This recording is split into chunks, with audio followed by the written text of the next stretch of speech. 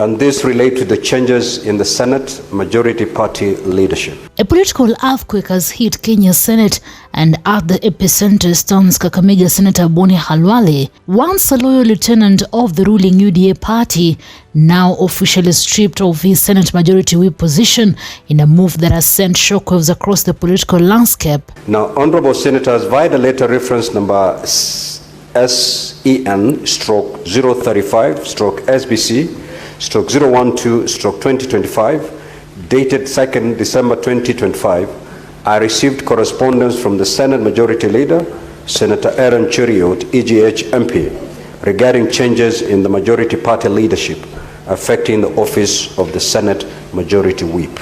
The news broke during a tense sanitary plenary session when Speaker Amason Kingi dropped what felt like a political indictment. He read out correspondence from UDA headquarters confirming that a formal decision had been reached. Senator Boni Khalwale was no longer the Senate Majority Whip. His removal, Kingi emphasized, followed Standing Order 225 and took effect immediately.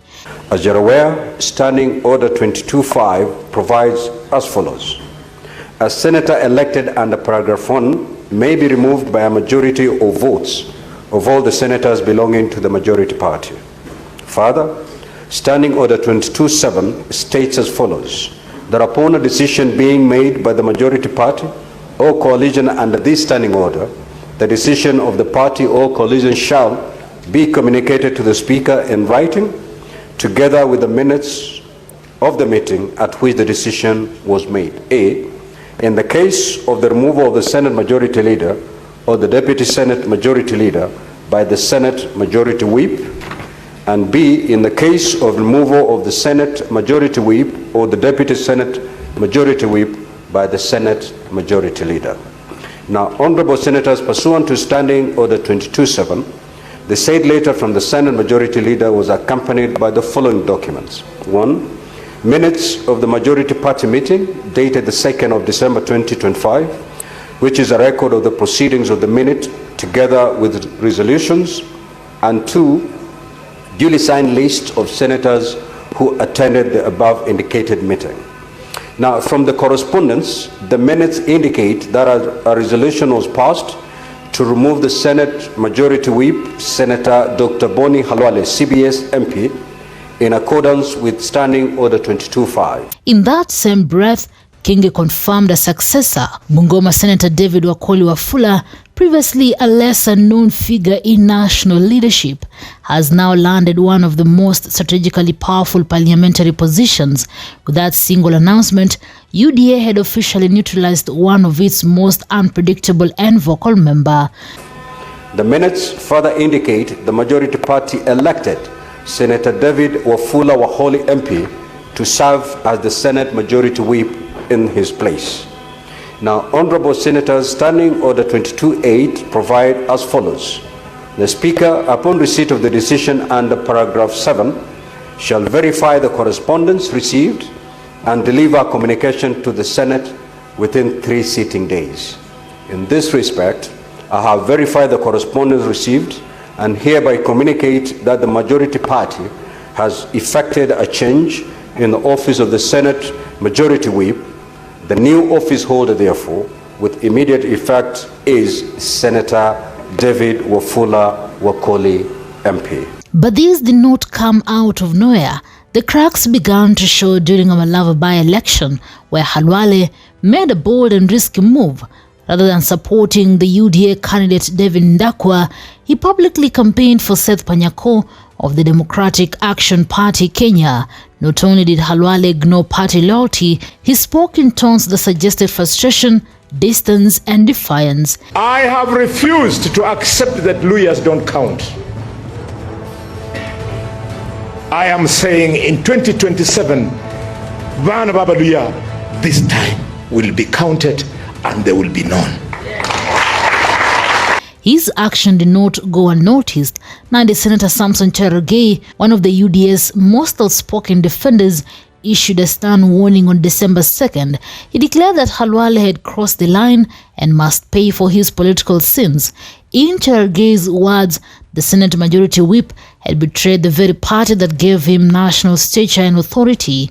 To UDA, this was not political miscalculation, it was insubordination. Khalwale amezoea upinzani ya upusi. Yeye ameenda huko Senate badala kujenga Malava, hapa amewacha kujenga. Cherargei further accused Khalwale of publicly ridiculing the Kenya Kwanza administration, undermining party operations, and violating the responsibilities entrusted to him for a senior parliamentary leader charged with defending the party agenda. Such behavior was unforgivable. The Malava by-election, however, was one chapter of a larger political metamorphosis. Khalwale has been drifting strategically towards the opposition. His recent unveiling of the United Patriotic Front (UPF) signaled a potential new political vehicle, widely interpreted as the foundation of his 2027 gubernatorial dream.